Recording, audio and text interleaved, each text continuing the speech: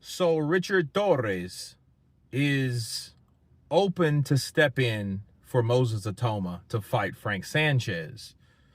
And my counterpunch to that is,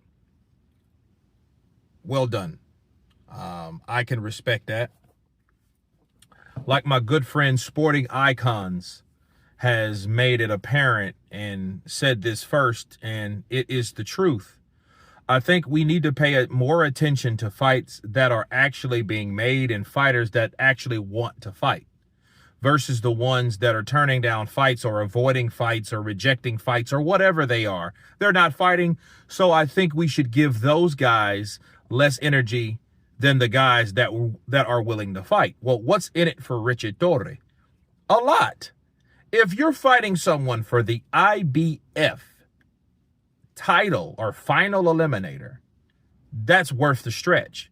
So Richard Torres is a undefeated fighter, hungry American, and I think a fight between him and Frank would be a good fight, and I think it's a good time and a good opportunity for Frank to step up, and he wants to smoke, and that's rare over here from the narrative of American fighters not wanting to smoke, and it's crazy now that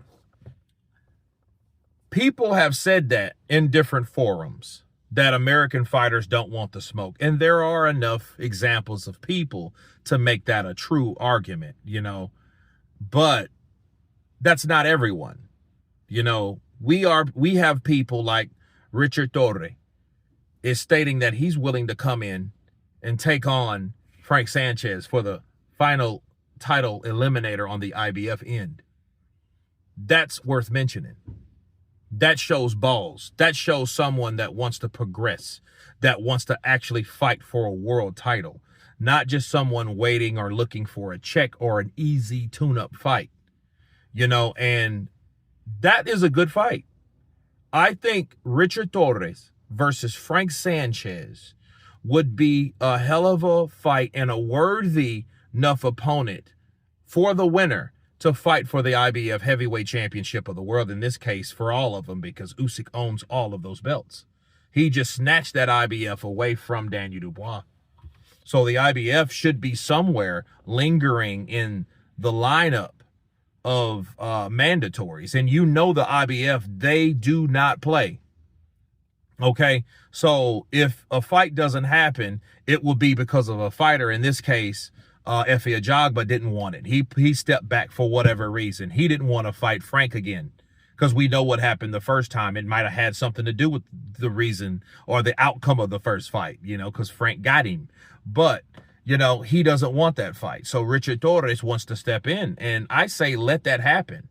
Now, if it doesn't happen, then you start having to ask yourself, well, why didn't you want Richard Torres or get in contact with his people to make this fight happen so you guys can have a once and for all battle to see who is worthy of that, and if this fight can't get made between Frank Sanchez and Richard Torres, you then have to start looking at why. You know what I mean? Because a lot of times the politics behind fights getting made or is the inability of of a fight not happening. But if a purse bid had already been done, does it mean that the fighter that pulled out, does the same rules apply, for the same amount of money?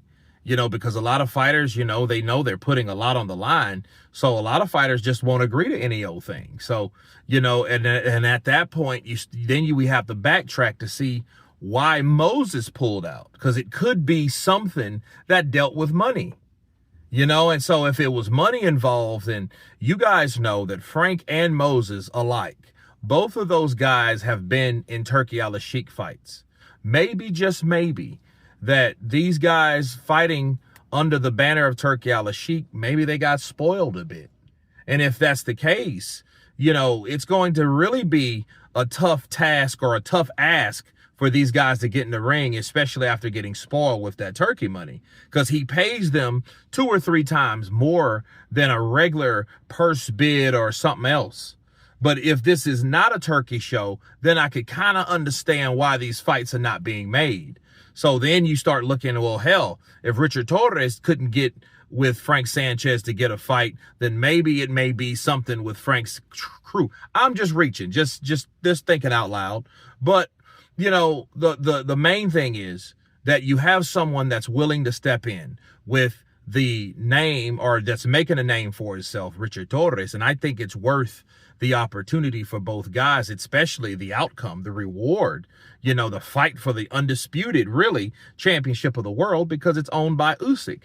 I say let's have it, and I say let's put energy into it, and we'll see what happens. You guys tell me what you think of Richard willing to step in and take the place of Moses Itauma and Efe Ajagba. Of course, please subscribe. And you guys been Counterpunch.